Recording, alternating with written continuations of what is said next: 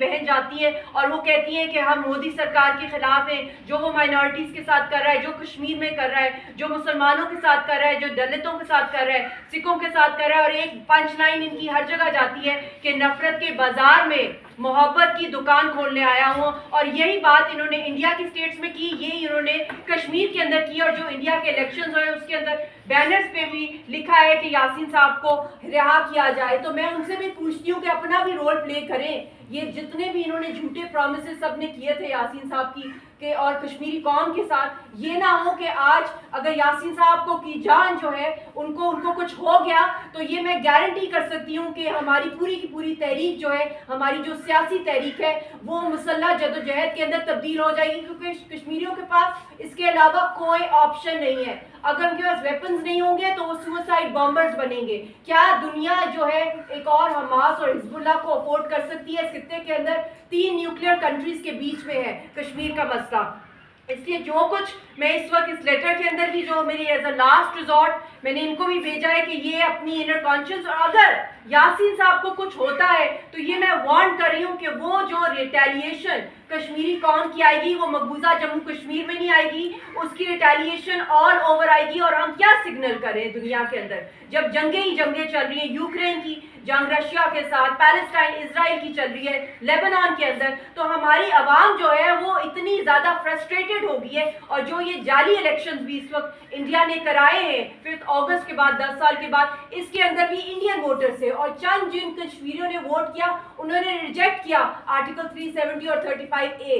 और जितने भी वहाँ पे पपेट पार्लियामेंटेरियंस थे जिन्होंने जलसे किए मकबूजा कश्मीर में इन इलेक्शंस के अंदर, उन सब में उन्होंने घर घर गली गली गए और लोगों को कहा हम आपके लीडर यासीन साहब को रिहा करेंगे। जलसों में भी इन सब ने कहा, कहाँ गई वो बातें? क्योंकि ये सब पपेट्स हैं। ये मैं दुनिया के सामने भी बताना चाहती हूँ, ये लेटर सिर्फ राहुल गांधी के लिए नहीं है बल्कि ये दुनिया की कॉन्शियंस के लिए भी है कि कितना बड़ा धोखा किया जा रहा है कश्मीरी कौम के साथ। हम तो अपने वादे के साथ खड़े हैं मगर तुम तो बेवफा हो और बेवफा ही रहोगे। मगर ये हिस्ट्री में ये लेटर, ये रिकॉर्ड रहेगा कि तुम लोगों ने आखिरी हद तक भी जो है डेमोक्रेसी की धज्जियां उड़ाई और कश्मीरी कौम की ऐसी बुरी नस्लकुशी की जो नंबर 8 स्टेज पे थी, जो स्टेजेस ऑफ जेनोसाइड है, अब नंबर 10 पर हम लोग आ गए हैं। और उसके साथ इस वक्त जो राहुल गांधी भी वहां पे गए थे इन इलेक्शंस के अंदर जो मकबूजा कश्मीर में हुए, उसके अंदर भी लोगों को हर जगह, स्पेशली लाल चौक में वो कह रहे थे कि मुझे बहुत मोहब्बत है, मैं पसंद नहीं करता, I don't like Kashmiris, I love Kashmiris. कौन सा लव है? जो लाल चौक, जो पूरा कश्मीरियों का लाल चौक था, जो हमारी इनकलाबी तहरीक का जो मंबा है लाल चौक, वहाँ पे तो हर जगह तो हिंदू घूम रहे हैं। वहाँ पे आप डल लेक पे जाएं, कहीं भी जाएं,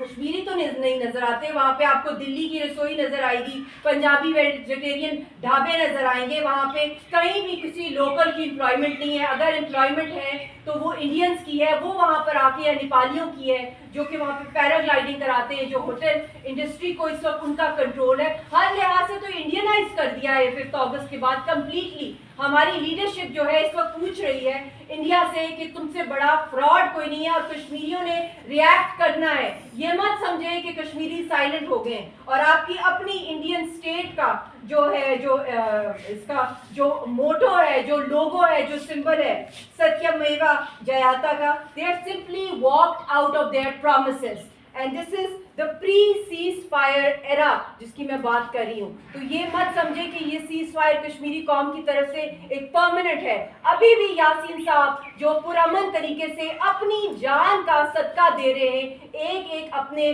सेल का, जो अपने जिस्म के एक एक हिस्से का सदका दे रहे हैं कि दुनिया अभी भी जो है वो देखे कश्मीरी कौम को कि हम चाहते हैं कि इस मसले का हल पुरअमन तरीके से हो, कश्मीरियों की उमंगों के मुताबिक।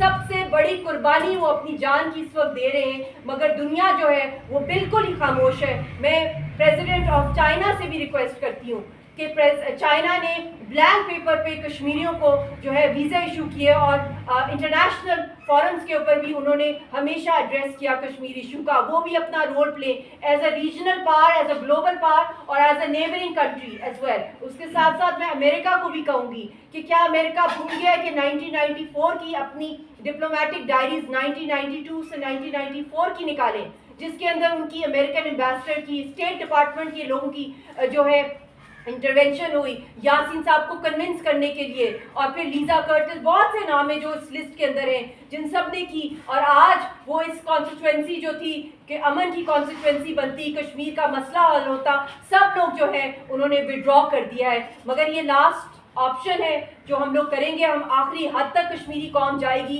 रिजिस्ट करने के लिए। और आज ये लेटर जो मैंने यूएन सेक्रेटरी जनरल को जो अपनी तरफ से रज़िया सुल्ताना ने अपनी तरफ से इशू किया है, और इंडियन जो है leader of opposition Rahul Gandhi को अपनी कॉन्शियंस को सुने, और जो ये नारे लगा रहे हैं कि हर जगह नफरत ही नफरत है, इंडिया के अंदर भी और कश्मीर में तो नफरत की वो जुनून और इंतहा है। पहले तो दहशतगर्द 10 लाख हिंदुस्तान की आर्मी है, ड्रैकोनियन लॉज है, हजारों की तादाद में कश्मीरी जो है जेलों के अंदर है, अंडरग्राउंड टॉर्चर सेल्स के अंदर है, उनकी कोई सुनवाई नहीं है, उनकी कोई लीगल काउंसिल एक्सेस नहीं है, उनकी कोई आवाज़ नहीं है, उनके सारे socio religious political economic rights जो हैं बुचर कर दिए हिंदुस्तान ने, ग्रेवयार्ड में तब्दील करके हमारी लाशों के ऊपर वहाँ पे कंस्ट्रक्ट कराई जा रही हैं Indian colonies, Indian business communities बोली लगा रहे हैं हमारी ज़मीन के ऊपर, एक के बाद एक बलात्कार हो रहा है कश्मीरी कौम का। हमारे सामने दुनिया का सबसे बड़ा प्लंडरिंग रेप हो रहा है, एक इतनी बड़ी इंडियन माफिया जो है इंडियन स्टेट का।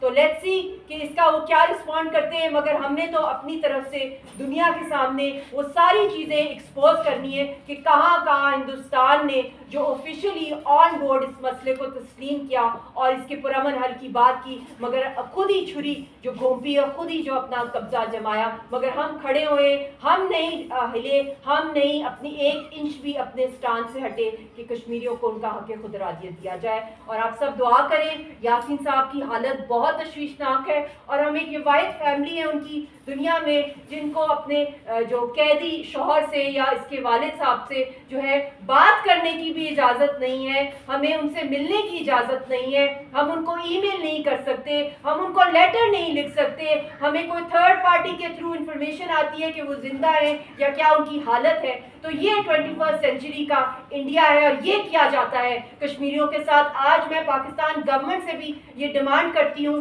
कि आप यूनाइटेड नेशन से भी डिमांड करें और जो है इंडियन गवर्नमेंट को भी कहें कि हमारी फैमिली को जो है वहाँ पे सेफ एंट्री और एग्जिट दिया जाए। हम तरस रहे हैं, हमारी आंखें तरस रही हैं, हमारे कान तरस रहे हैं कि यासीन साहब की आवाज़ सुन सके, उनसे बच्ची जो है उनके गले लग सके। क्या यही रह गया हमारे लिए कि हम लोग अपने प्यारों की जो है, हम कब्रों पे भी नहीं जा सकते, हम जेलों में नहीं जा सकते उनको मिलने के लिए, हम उनको जो है हम उनकी लाशें नहीं मिल सकती, हम दफना नहीं सकते। ये है आज का 21st सेंचुरी का कश्मीर।